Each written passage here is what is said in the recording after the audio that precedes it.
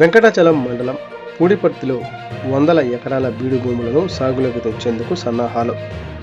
కర్రతుమ్మ అడవిగా మారిన 380 ఎకరాల భూములను జిల్లా అధికారులతో కలిసి పరిశీలించిన సోమిరెడ్డి 45 ఏళ్ల క్రితమే 190 మంది దళితులకు 2 ఎకరాల చొప్పున పట్టాల పంపిణీ.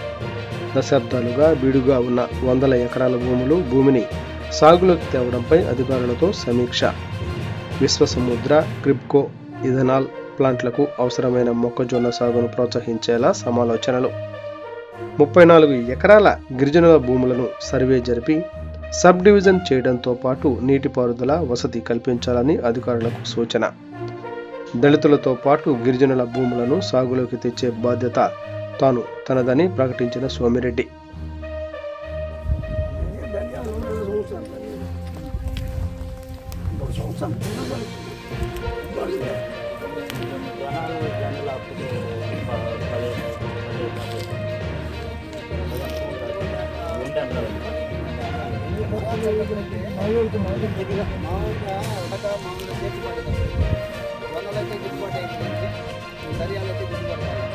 తర్వాత వదిలేసినానికి ఏంటంటే మళ్ళీ చెట్టు ఎలా ప్రకారం బాగా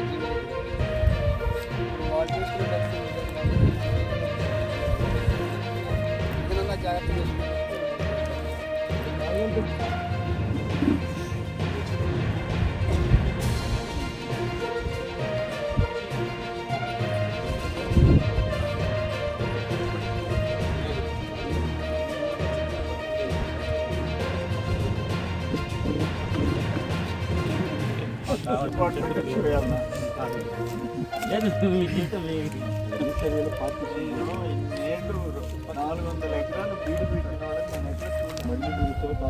కొన్ని కారణాల వల్ల కొన్ని ఇబ్బందుల వల్ల